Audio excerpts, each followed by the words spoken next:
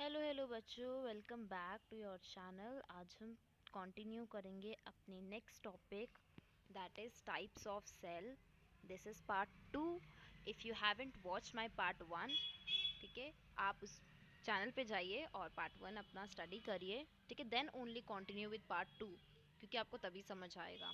Okay, तो part 1 में हमने क्या पढ़ा था? हमने सेल की डेफिनेशन पढ़ी थी, हमने सेल के इवोल्यूशन पढ़े थे, हमने बहुत सारे ऐसे साइंटिस्ट के बारे में पढ़ा था जिन्होंने सेल की डिस्कवरी में अपना कंट्रीब्यूशन दिया, और हमने एक बहुत इन्फ्लुएंशियल थ्योरी, सेल थ्योरी के बारे में पढ़ा था, जिसमें 3 मेजर साइंटिस्ट जैसे स्केल्डन, शॉन और रुडोल्फ रिक्शो, तीनों के बारे में पढ़ा था। And finally we have studied about the functions of cell.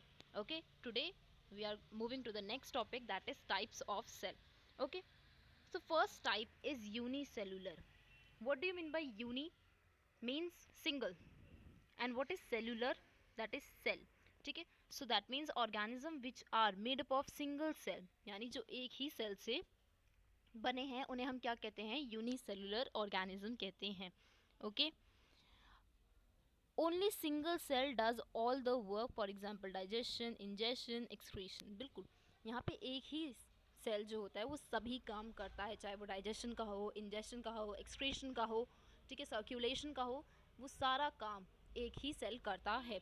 ठीक है, there is no clear division of labour. एक बात बताइए, जब सारा काम एक ही सेल कर रहा है तो डिफरेंट टाइप्स ऑफ सेल्स तो प्रेजेंट नहीं है।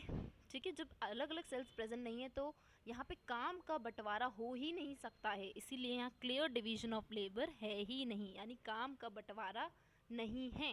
Okay, example bacteria, amoeba, paramecium and Chlamydomonas.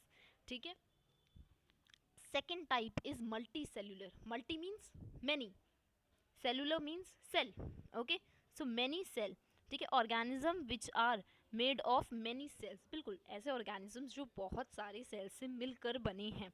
Okay, different cell organises its work. बिल्कुल, अब अलग अलग सेल्स अपने अपने काम करते हैं। जिस सेल को अगर एक्सक्रीशन का काम दिया है वो एक्सक्रीशन करेगा, जिस सेल को डाइजेशन का काम दिया है वो डाइजेशन करेगा। मतलब the functioning of each cell is specific. ठीक है, जिस सेल को जो काम दिया जाएगा वो वही करेगा। Okay, there is proper clear division of labour is seen. बिल्कुल, यहाँ पे काम का बंटवारा देखा जा सकता है, जिस सेल को जो काम दिया जा रहा है वो कर रहा है। ठीक है, सारा काम एक सेल नहीं कर रहा मल्टी सेलुलर में। ओके, फॉर एग्जाम्पल क्या है? ह्यूमंस, जैसे ह्यूमन में क्या है? स्पर्म्स और ओवम जो होते हैं वो रिप्रोडक्टिव ट्रैक में पाए जाते हैं आपके। ठीक है, आपके नर्व सेल्स जो होते हैं वो आपके ब्रेन में पाए जाते हैं। तो सभी सेल्स जो इंडिविजुअल सेल्स अपने अपने ओरिजिन में ही लोकेशन में पाए जाते हैं।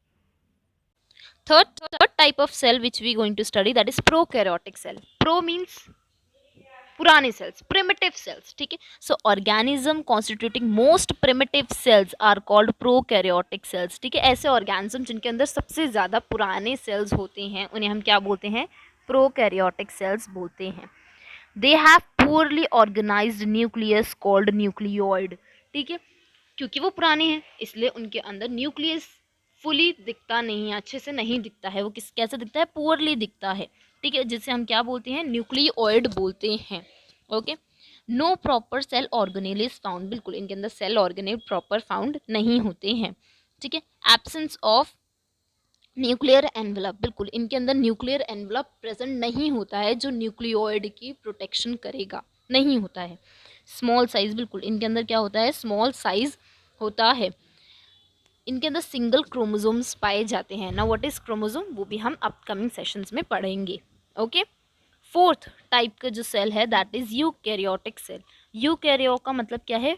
मॉडर्न सेल्स और advance cells. Okay, organism constituting well organised functionings are called eukaryotic cell. बिल्कुल, ऐसे ऑर्गेनिज्म जिनके अंदर प्रॉपर फंक्शनिंग के सेल्स प्रेजेंट होते हैं उन्हें हम क्या कहते हैं? यूकैरियोटिक सेल्स बोलते हैं। Nucleus is well defined. बिल्कुल, इनके अंदर जो न्यूक्लियस होता है वो क्या होता है? वेल डिफाइंड होता है, अच्छे से होता है न्यूक्लियस। ठीक है, इसीलिए इनमें न्यूक्लियस को न्यूक्लियोइड नहीं बोलते हैं।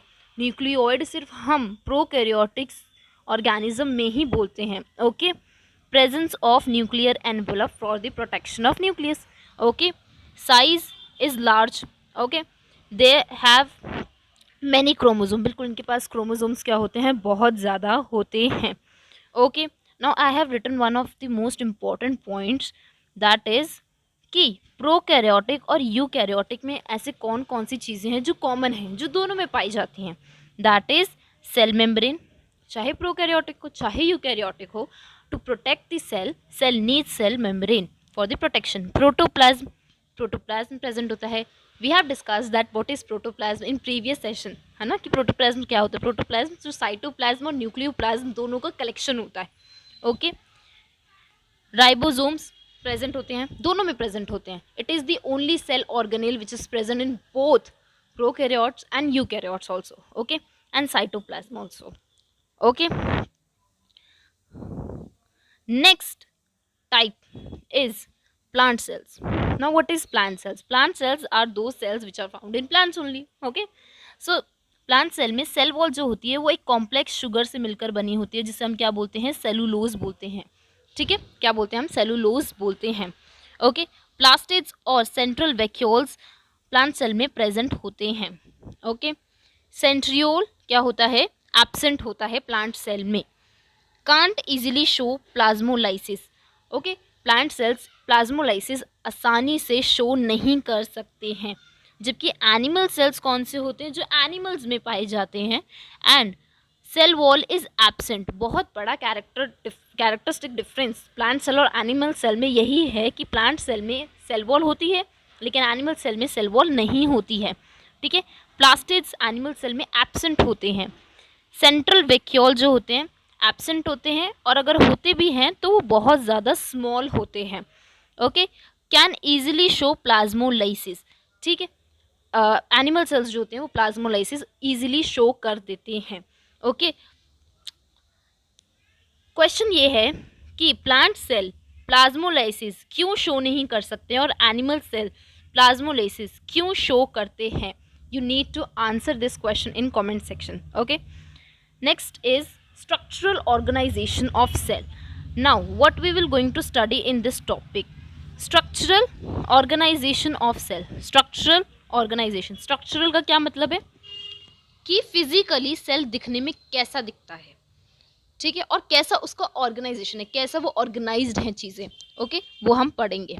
Okay. Cell is able to live and perform lot of biochemical activities all time. बिल्कुल. सेल के अंदर कंटिन्यूसली 24/7 टाइम्स क्या हो रहा है, बायोकेमिकल एक्टिविटीज़ हो रही हैं, उनके अंदर केमिकल रिएक्शंस चल रही हैं, ये हर टाइम हो रहा है. पर क्या ये सभी चीज़ें सेल अकेले कर रहा है? नहीं, सेल अकेले ये सब चीज़ें नहीं कर सकता. ठीक है. वो क्या कर रहा है, कुछ हेल्पर्स की मदद ले रहा है. क्या कर रहा है, कुछ हेल्पर्स की मदद ले रहा है. अब वो कौन कौन से हेल्पर्स हैं हम उनके बारे में पढ़ेंगे. ओके. तो first is that is plasma membrane. ठीक है. प्लाज्मा मेम्ब्रेन या cell membrane. Okay. See, break the word. Plasma membrane, cell membrane. ठीक है. जो सेल के ऊपर कवरिंग होगी, आउटर कवरिंग होगी, उसे हम क्या बोलेंगे, सेल मेम्ब्रेन. ओके. ठीक है. It look like this. ठीक है.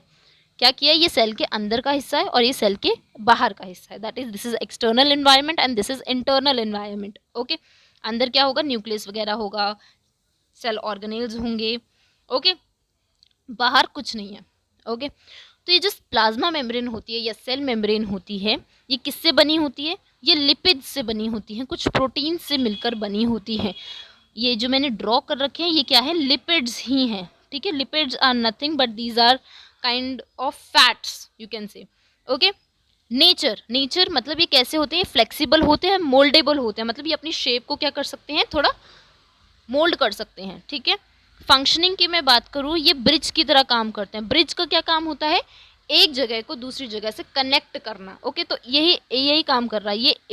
इनसाइड एनवायरनमेंट और आउटसाइड एनवायरनमेंट को क्या कर रहा है, कनेक्ट कर रहा है. कोई भी चीज़, कोई भी सब्सटेंस अगर अंदर से बाहर या बाहर से अंदर मूव करेगा, वो इसी मेम्ब्रेन से मूव करेगा. Okay. Boundary between external and internal environment. Okay. Okay.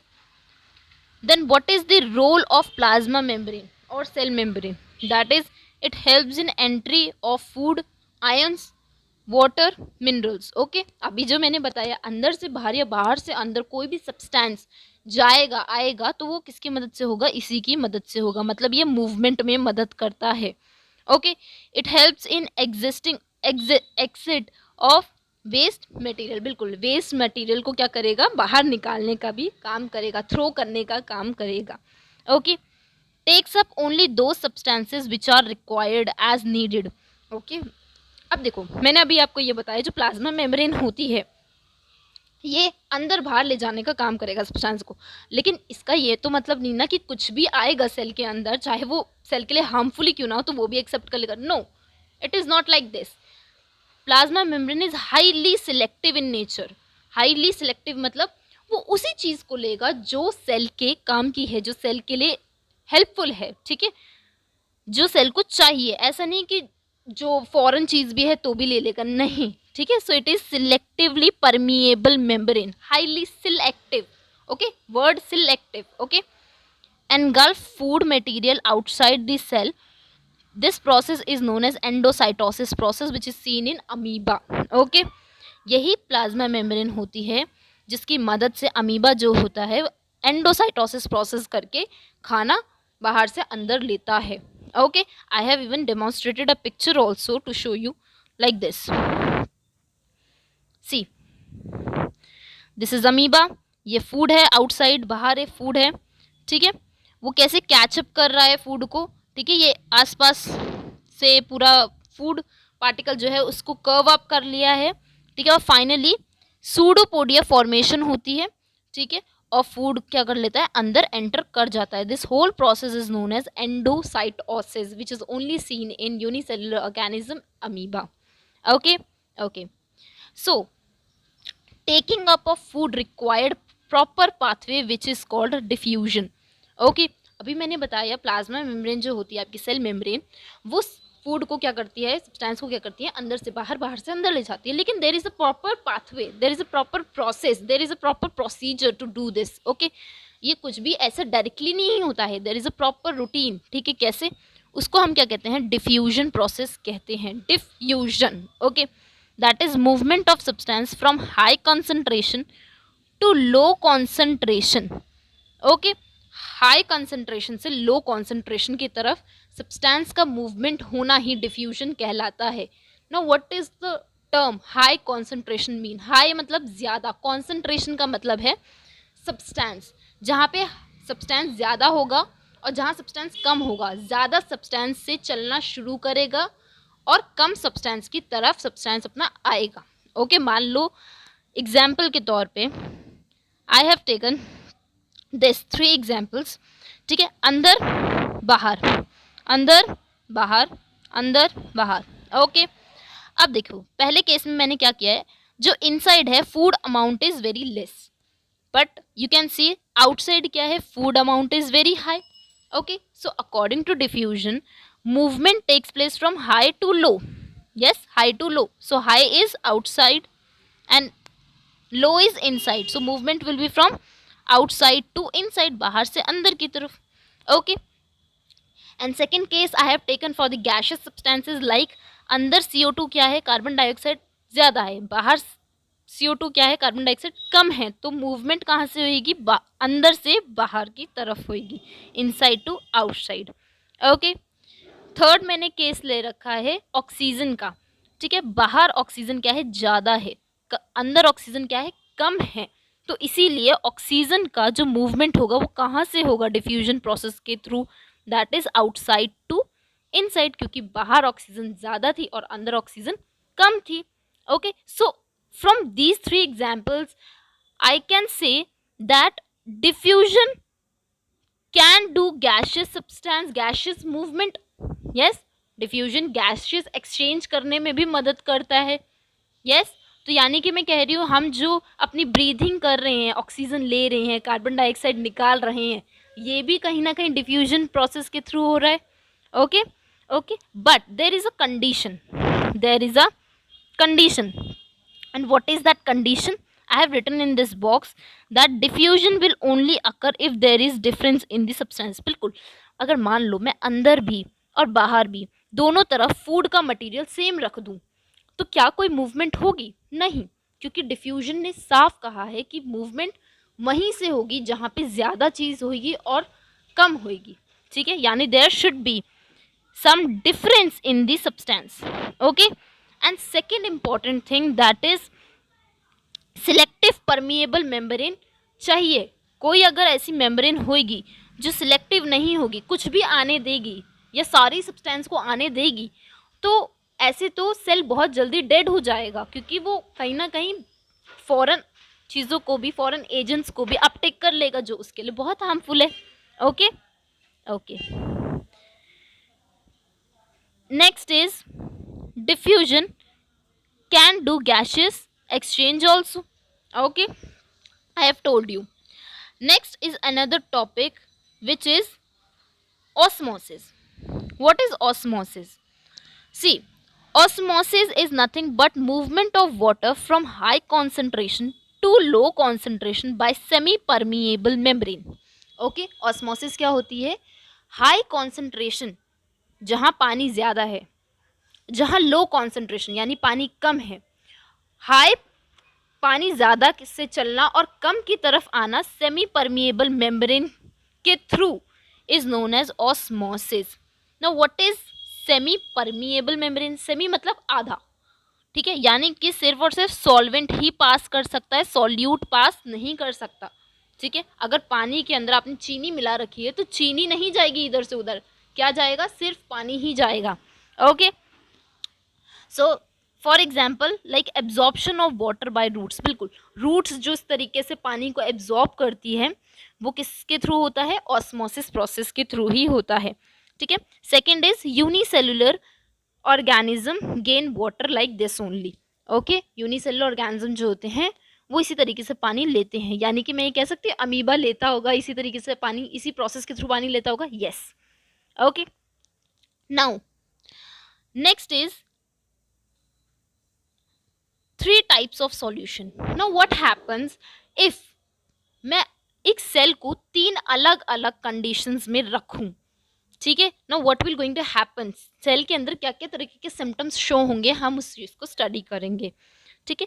पहला कंडीशन मैंने लिया है हाइपोटोनिक सॉल्यूशन, सेकेंड है hypertonic solution, third is isotonic solution, okay. Hypotonic, hypo means कम, ठीक है। तो यानी कि मैंने क्या किया है, एक बीकर लिया है जिसमें आसपास क्या है, पानी की कॉन्सेंट्रेशन ज़्यादा है लेकिन सेल के अंदर क्या है, कम है, तो यानी सेल क्या है, हाइपोटोनिक कंडीशन में है, ठीक है, सेल के अंदर पानी क्या है, कम है। तो अभी हमने पढ़ा था डिफ्यूजन प्रोसेस में क्या होता है, और मूवमेंट जो होती है पानी की वो किससे होती है, हाई कंसंट्रेशन से लो कंसंट्रेशन की तरफ, यानी पानी की जो मूवमेंट होगी वो कहाँ से होगी, बीकर से सेल के अंदर, तो यानी सेल क्या हो जाएगा, स्वेल अप हो जाएगा, okay. Second is hypertonic, hypertonic मतलब क्या है, सेल के अंदर जो वाटर लेवल होगा वो क्या होगा, बहुत ज़्यादा होगा, लेकिन बीकर के अंदर जो पानी होगा वो क्या होगा, बहुत कम होगा। तो अकॉर्डिंग टू ऑस्मोसिस प्रोसेस पानी का जो मूवमेंट होगा वो कहाँ से होगा, हाई टू लो होगा, यानी कि सेल से पानी निकलेगा और बीकर में जाएगा पानी, ठीक है। तो इस तरीके से सेल क्या हो जाएगा, श्रिंक हो जाएगा, okay. And third condition is isotonic, iso means same, ठीक है, जहाँ पे सेल और बीकर दोनों के अंदर मैंने पानी की कॉन्सेंट्रेशन क्या ले रखी है, सेम ले रखी है, same amount of water is taken. और मैंने बताया था कि अगर सेम अमाउंट होगा तो जाहिर सी बात है वहाँ पे डिफ्यूजन और ऑस्मोसिस जैसे प्रोसेस लगेंगे ही नहीं, क्यों, क्योंकि वहाँ पे कंडीशन होती है क्या, या तो सेमी परमिएबल मेम्ब्रेन हो या सिलेक्टिवली परमिएबल मेम्ब्रेन हो, यस और नो, या फिर वहाँ पे कॉन्सेंट्रेशन ग्रेडियंट होना चाहिए, ठीक है, यानी समान सब्सटेंस का अंतर होना चाहिए, कम ज़्यादा होना चाहिए, लेकिन यहाँ तो कोई कम ज़्यादा है ही नहीं ना, सेम है सेल के अंदर भी और बीकर के अंदर भी। सो सेल का जो साइज होगा वो क्या रहेगा, रिमेन्स अनचेंज्ड होगा, okay okay. So that's it for today's video. अगर आपको ये अच्छा लगा है तो गिव योर सेल्फ रिवॉर्ड, अगर आपको सच में कुछ डाउट है तो फिर आप मेरे को कमेंट सेक्शन में लिख दीजिए, मैं आपको वहीं पे डाउट क्लियर कर दूंगी। Thank you so much, bye bye बच्चों।